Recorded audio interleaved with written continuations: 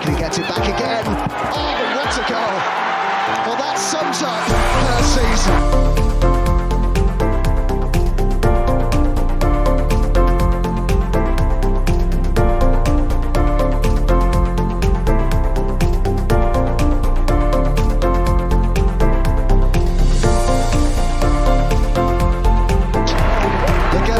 WSL champions.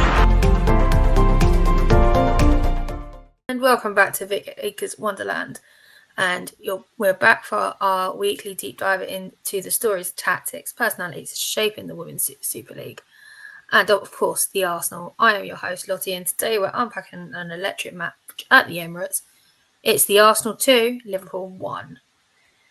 And let's say we could have it had drama, anger, tactical wrinkles, and a very late winner that might just redefine Arsenal seasons.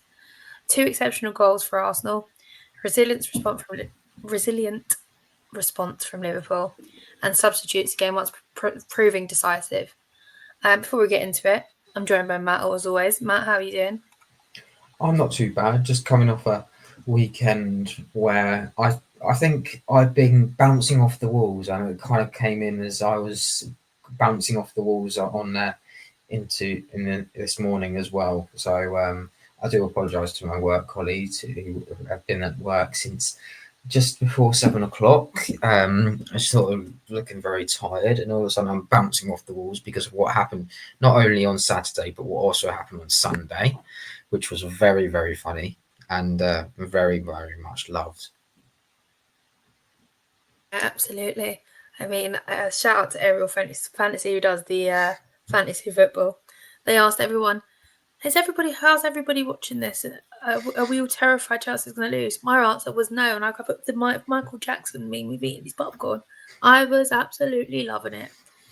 So let's just set the scene a bit.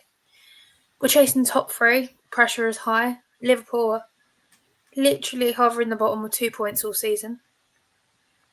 34,345 people turned up for the WSL crowd. It's the biggest crowd we've ever seen against Liverpool. We've got a new look from the midfield. Liverpool are missing key defenders for injury. Matt, would you say everything was set for a tense afternoon under the floodlights? This is not, I wouldn't say tense. I would say there's more of an expectation to go out and beat Liverpool. This isn't just like a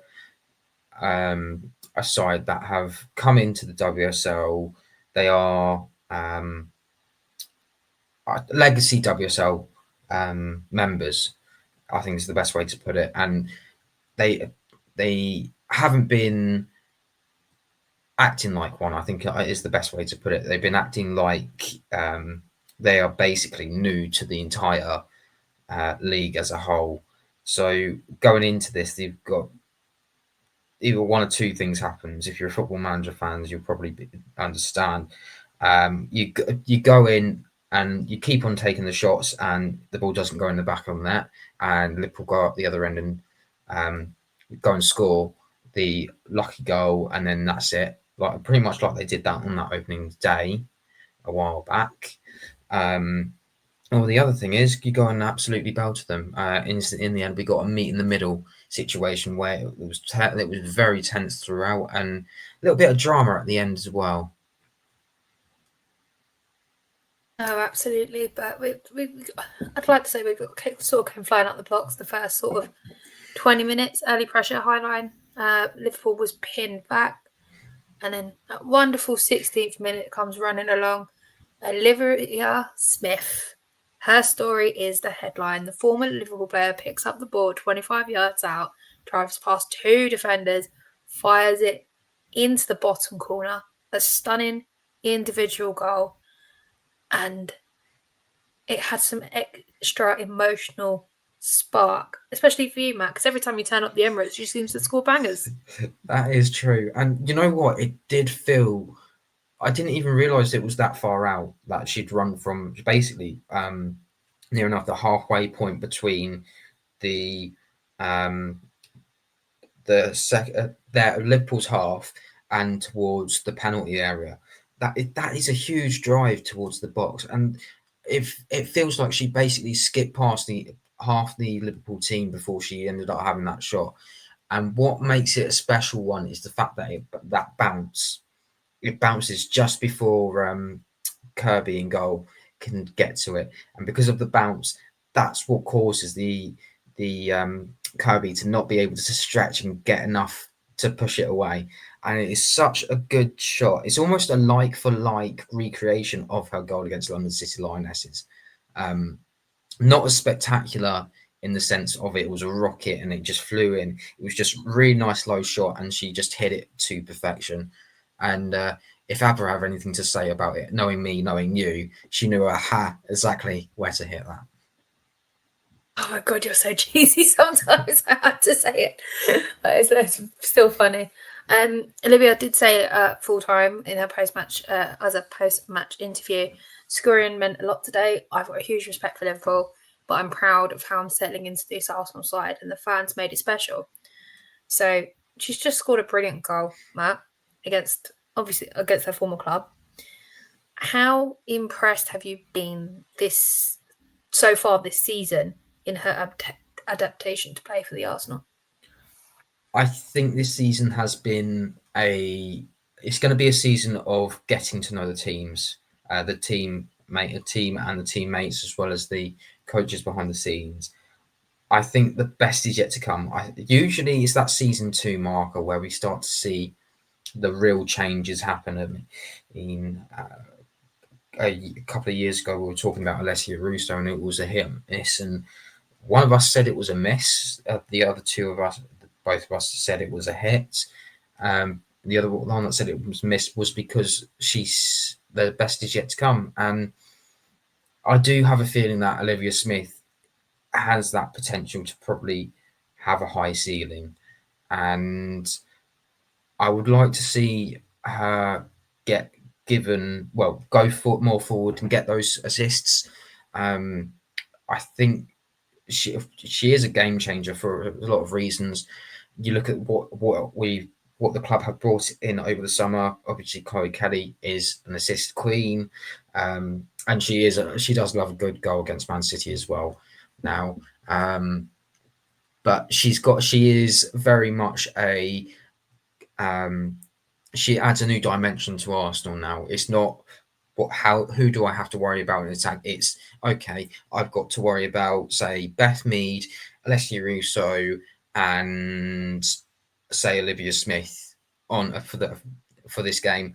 I don't okay, and then 60 minutes on, okay, who could I be worried about? Okay, it could be potentially Chloe Curry, it could be potentially Stina Blackstenius, it could potentially be Caitlin Ford. I mean, imagine having the scenario next season where Michelle Agerman and Rosa Kafaji could also both be coming onto the pitch. That is a scary situation to be thinking about for the opposition. That's the depth that we really, really want. So, but then again, you've also got to consider it to the players who want minutes, who want to go on international duty, especially with the World Cup coming up. Yeah, World Cup 27. So so they're going to get the minutes, and they want to keep being selected, or any other tournaments that are coming. I can't think of them off the top of my head. We nearly doubled the lead with Lotte Wubben-Moy, a header off the crossbar. I mean, she's getting a goal soon, surely. She's been trying so hard the last couple of games. And it's just getting closer and closer and closer. It does feel that way. It really does. And you don't realise how close it was until you look at the replays. And I think Lotte has been one of those players this season where things haven't gone her way, but she's continued to put in those performances. And it does get frustrating when you see her selected for England and she doesn't get minutes. It's just one of those where you think you're such a good player. Why aren't you in that starting 11, or at least get minutes in that starting 11 for England sometimes? Because we're not blessed with centre backs, I think is the better way to put it. And I do think that Lotte does bring a lot more than some of the other centre backs that do get chosen at times. That's not a bias, that is a personal opinion. I don't think, for example, Millie Turner brings much to the defence apart from the fact she is very tall. And I don't, whereas Alex Greenwood now converted from left back into centre back. She offers the left foot duality that you'd quite like to see now in modern day football. And she is quite very good aerially as well. I just think that Lotta offers an opportunity to mix things up a little bit. That's something else that some of the others don't.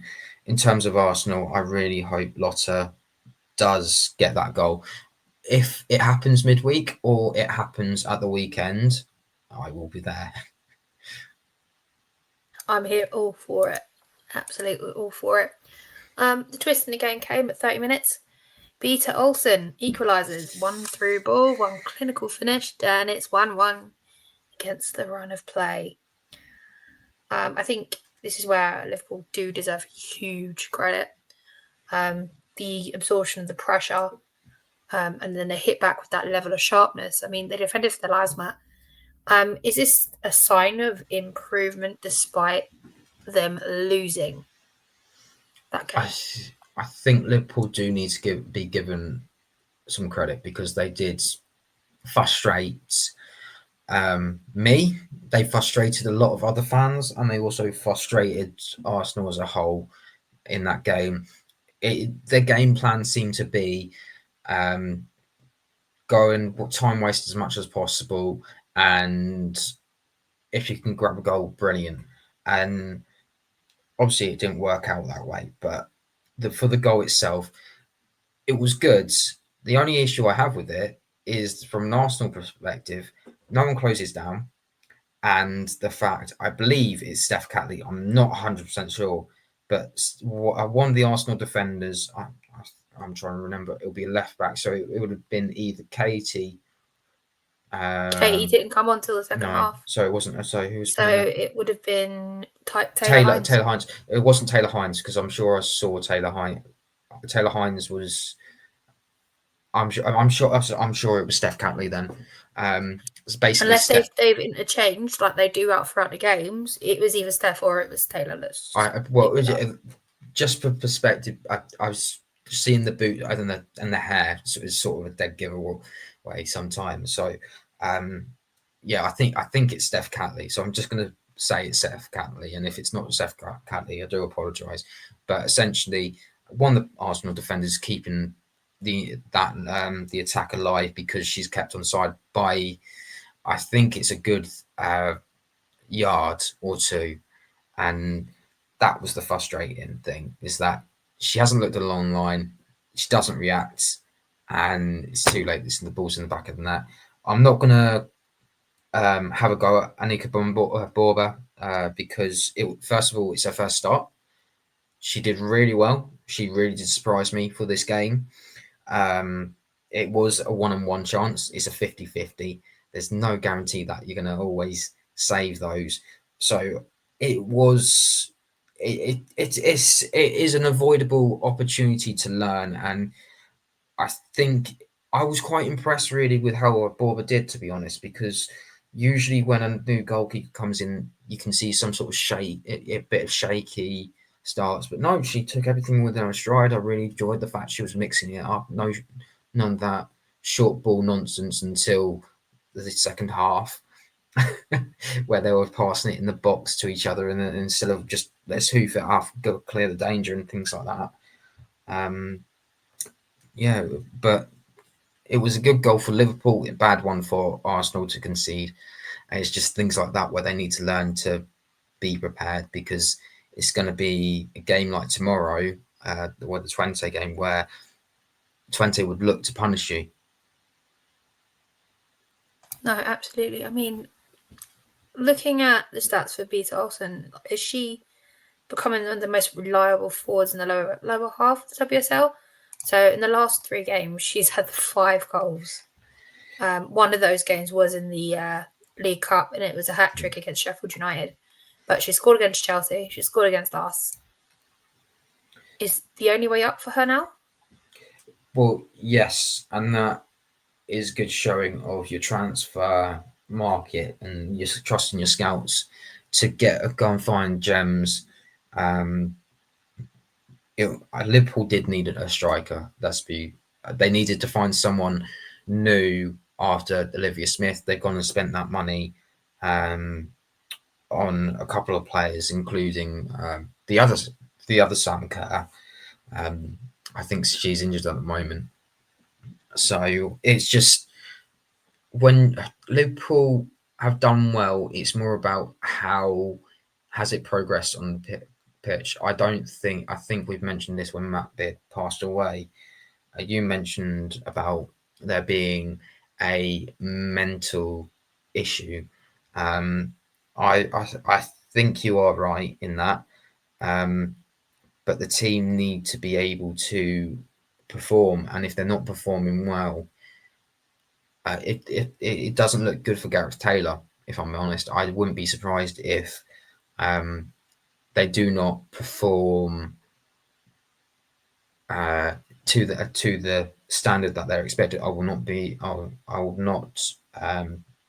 be too shy of saying that Gareth Taylor will be sacked. Liverpool fans do think he's not their manager, the wrong manager for them. So it will be interesting to see what happens going forward, because when you think of Liverpool as a whole, you think of them as a competitive side that is just able to fight with the best teams. Did they fight with Arsenal in this game? No, they only turned up for about 5 minutes, and that was when they scored the goal. The other time they were too busy time wasting. No, agreed. And if we just take a look at the tactical parts of things, with us, we were aggressive fullbacks, overloads on the left with Steph Catley, and then Caitlin Ford when she did come on. I've got to say, midfield rotation was absolutely sloppy in terms of tempo. We know that Renee said in a post-match interview, first half wasn't good enough, not in our intensity or ball movement, but I'm proud of how we kept pushing. Matt, do you agree with Renee on that part, on what we lacked in terms of intensity in that first half? Because I don't know about you, but I know I was screaming my head off to speed the game up because it was just too slow. We were playing their game and not ours. It was. I was noticing it more in the second half, that backwards forwards passing. It was just there is a time of waste of time and place to be doing that sort of type of football where you're trying to get those opening. But when Liverpool will go, okay, if you've got the ball, we'll put everyone behind the ball.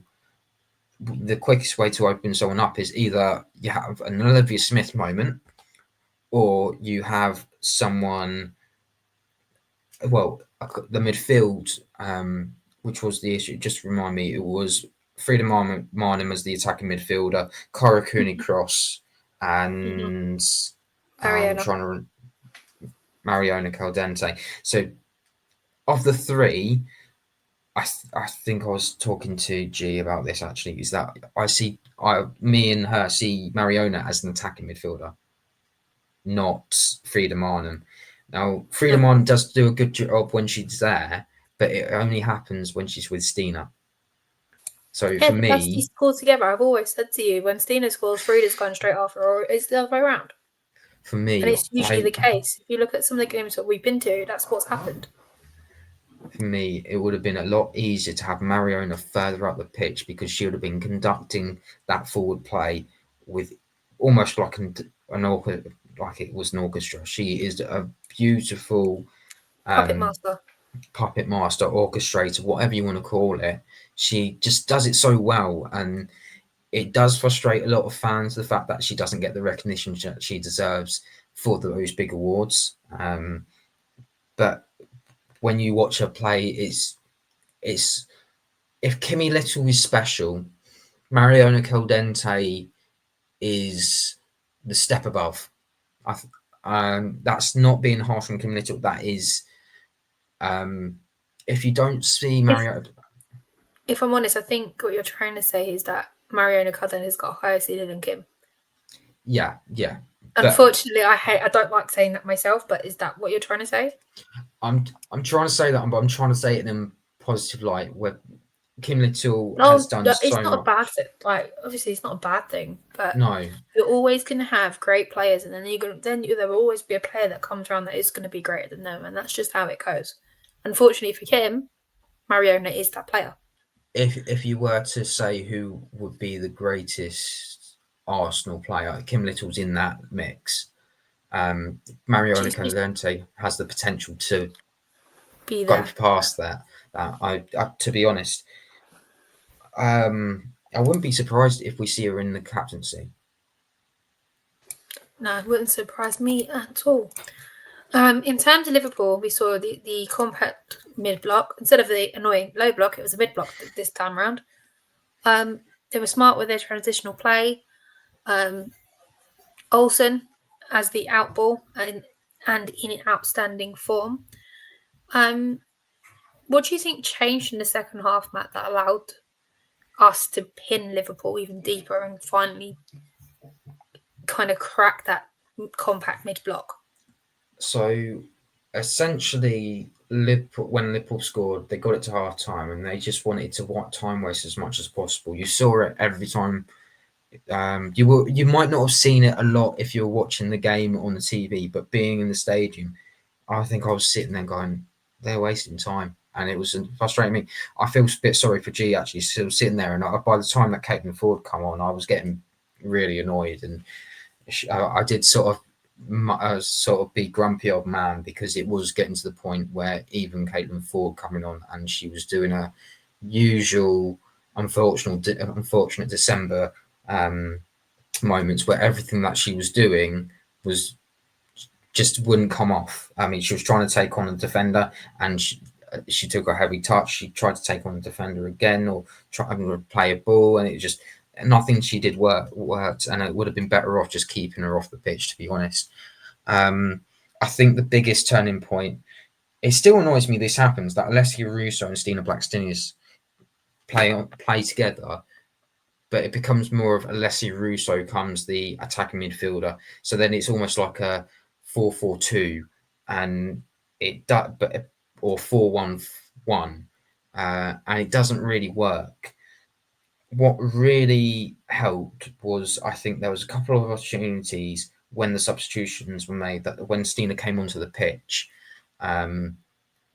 she had 3 or 4 chances to put the ball in the back of the net. Either she was offside, which she never was, wink, wink.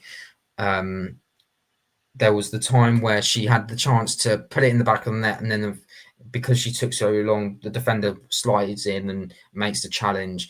And it was just, we need a stick. When you think of classic Stina moments, it's moments where I think back to the Brighton game where she goes and hits the ball, completely misses it, and then she has the defenders on the floor and she hits it again and it goes right into the roof of the net. It's things like that where if she doesn't think, she scores. If she thinks, it goes wide, or it hits the post, or she does something silly like hit the goalkeeper in the face like she did against Koga. It's just one of those things where when you look towards a player that you know for certain is going to come on and she's going to make an impact, make sure that she's introduced and she does make an impact, and she did. And I thought she's been at the club now nearly 4 years. And still clubs do not know how to deal with Stina Blackstenius. It's it is a huge surprise to me, but it's a very good surprise to have because she is worth more than her weight in gold, and sooner or later there will be requests for a statue to be put outside the Emirates because of how many times. I'm already on that boat. So we can just look in the second half. I'm going to throw some stats at you. I'm just going to see what you think. So we dominated, but we wasted chances. I'm not going to lie. 19 shots to Liverpool's 3. 58% possession. 9 corners to 1. Liverpool's keeper, Kirby. Absolutely outstanding goalkeeping performance, considering the amount of shots that went at her. I think despite the dominance. It felt like one of those afternoons. Liverpool looked to kind of hang on to the game with the tip of their fingers for one massive, massive point, which they really, really needed. But unfortunately for them, Stina Blackstenius wins it. And the 87th minute of magic. 3 minutes left of normal time. Arsenal bring the Emirates to life. Long diagonal cross from Mariona Caldente. Blackstenius has her back to goal, spins and unleashes a half volley to the top corner. Pure striker's goal. Superstar, big moment player, strikes again. Matt, Stina Blackstenius. It was so good. I think she didn't realize the impact of that until the end of the game. For those that haven't seen, there is a reel on Instagram where Rene does say well done to Stina, and they all start singing her chant afterwards, and it is one of those where they realize how big of a moment that is now, because it meant that it was game on. We didn't know how much of a game on it meant for in the WSL league, for the championship wise, but for Champions League, it's certainly game on. And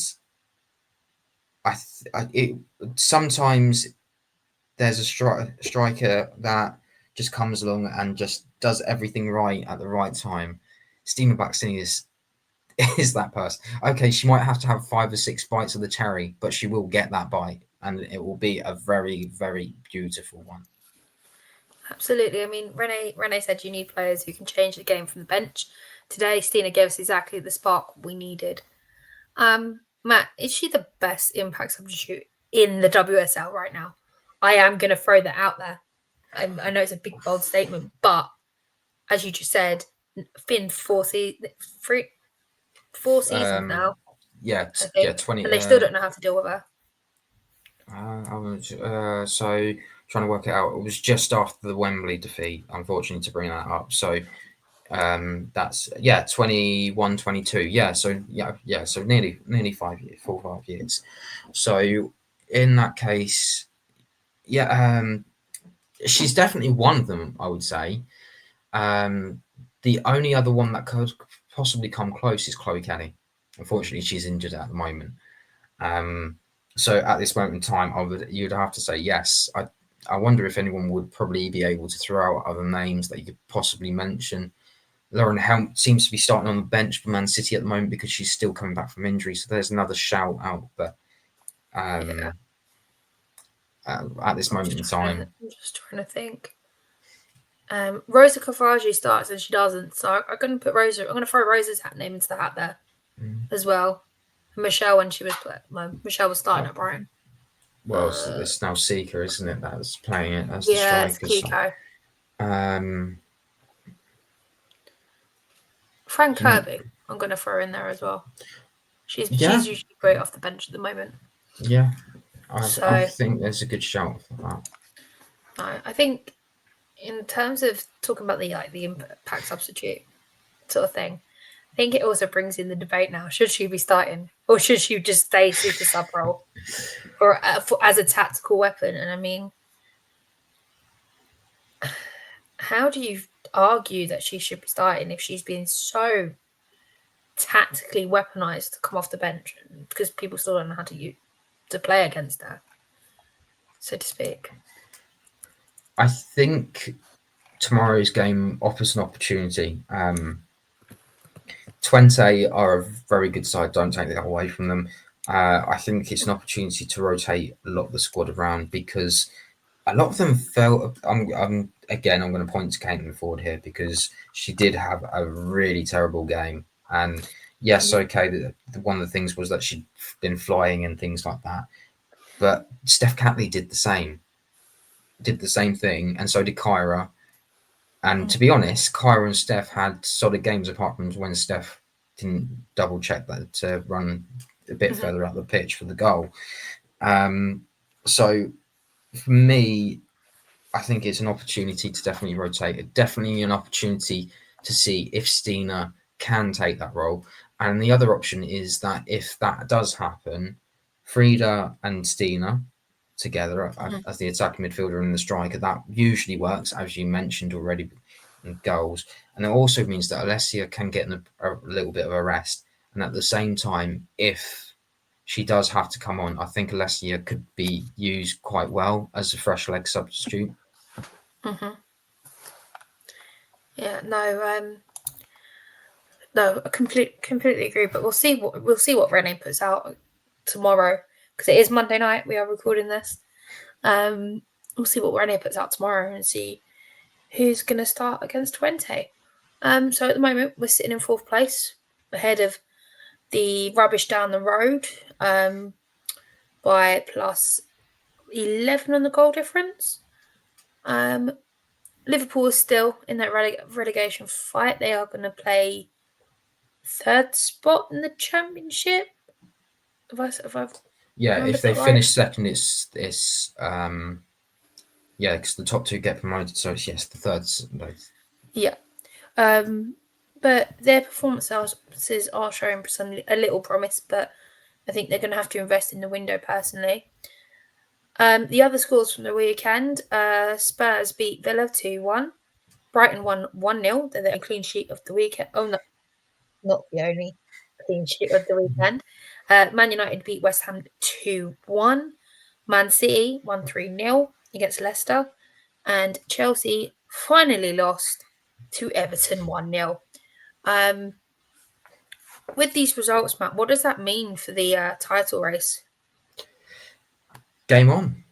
And yes, okay, City are top of the leaderboard with 24 points at this moment in time. So that's Arsenal 19, 20, 21, 22, 23. So about 5 points is in it between 1st and 4th.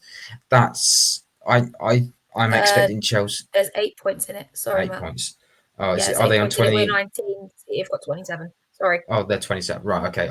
I was trying to do this on the top of my head, so it's okay. I've got it in front of me. Yeah, at least someone's prepared. I think it is very much game on. I still stand by that. Effectively, Man City have to come to the Emirates. Arsenal have to go to Stamford Bridge. Manchester United have to go to the Emirates as well. It's all up for grabs, and you know what? It will be interesting to see how open it will be come that last day of the season, because the last game of the season, Arsenal don't go to Anfield. Now, Arsenal, if they can carry on being in the title race, the last time Arsenal were in the title race, needed something at Anfield. A certain number 4 went up and scored a last-minute winner. I think there will be a lot of mad scenes if that was to happen. That would be the fantasy. The reality of the matter is Arsenal need to make sure that they can't afford to drop any more points. If it means against the top sides, if I'm sure everyone's now lost at least one game in the WSL this season. So City lost to Chelsea, Arsenal lost to City. United, I think they lost to. It was either Chelsea or Man City. No, they're not from Man City. Yeah, Manchester. Yeah, so Manchester, and that it's odd to see them. They lost twice this season, and they're still above Arsenal. Yeah, they've won 6 and only drawn 2, whereas Arsenal, we've won 5, drawn 4, and lost 1. You can see the difference there. If Arsenal can convert those draws into wins. To be honest, I think that might be the only downside, is that to Arsenal's potential drive for the WSL title this year, is that essentially 4 draws out of 4. Is it 8 games? 9 games? No, 9 games. 10 games. See, I'm terrible with my maths. That's my excuse. It's fine. I've got it in front of me. I would be exactly the same. I'm looking at my iPad below the screen. Yeah, it's definitely 10. Yeah. And then Villa and Liverpool have got a game in hand. Yeah, because of what happened with Matt Beard. So that will be intriguing to see how that happens as well. But as Randy said in that little reel as well, there's 5 games in this block. One down, 1 win.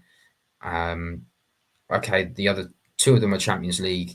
The other one's against Everton on Saturday, and the other one is a League Cup game against Crystal Palace towards the end of the month, Arsenal need to make sure that they do all they can to be in the next round of the League Cup. They need to make sure that they qualify for the Champions League. So that leaves the game against Everton, which they need to really make sure they go and get 3 points, which it makes a very interesting podcast next Monday. Oh, absolutely. Just having a look through the table in general.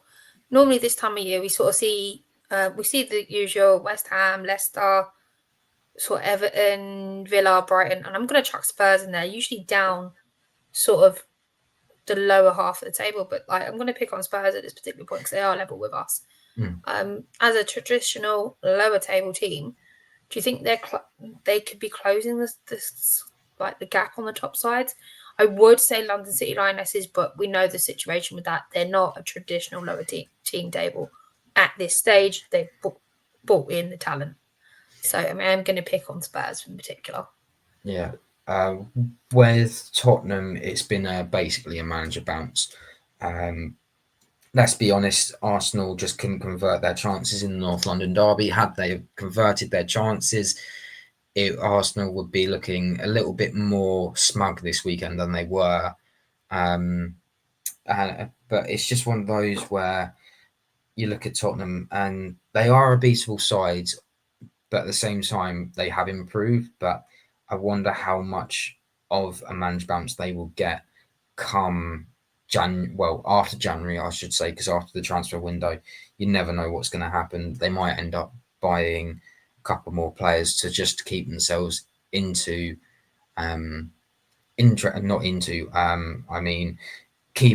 up their chase, because you'd imagine they're trying to chase for this Champions League spot, which I don't see them getting ultimately. If there was a chance that there was a Europa Cup offer on the table from the league, then you could possibly say that, but not at this moment in time. Martin Ho's done a really good job at the moment, but sooner or later he will get found out. And he has been found out a couple of times. I'm sure they haven't drawn, apart from the game against Arsenal, they haven't drawn. No, they haven't. They've lost 3 and won 6. Yeah, so that sort of tells you the story, doesn't it? Is that? Oh no, absolutely. I think roughly this season, I think 20 points will be enough to keep you safe and away from that relegation fight. Oh, absolutely. I think at this point, I think 8 is enough. I'll be honest with you. Looking down this table, although I don't know.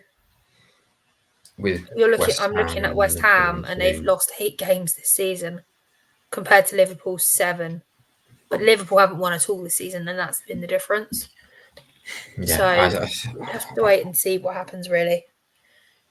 Depending on what happens with Villa, I imagine that I don't even know if that game's been refigured or not. But let's say if it is for the end of the month, then I imagine that would be Gareth Taylor's last chance, and they'll bring someone else in. Oh, no, absolutely. Anyway, that's all we've got time today. Thank you for joining us. Just to round it off, Arsenal showed the grit, Liverpool showed the heart, and the WSL showed us once again why it's one of the most competitive leagues in the world, if not the best. Olivia Smith's brilliance, Olsson's cool finishing, and Stina Black's tennis superstars late heroics gave us a match we'll be talking about for a little while. Thanks for joining us on the Vic Akers Wonderland podcast. Don't forget to subscribe, leave a review, and send us your questions for next week's show. If you want to follow us on social media, you can follow us at Vic Akers Wonderland on Twitter, Instagram, and Blue Sky. You can also find me at Lottie_AWFC. Matt, where can everyone find you? You can find me at MattLR28, wherever you like, really. I'm across all of it. Awesome. And I think the last thing we've got to say is, come on, you Gunners.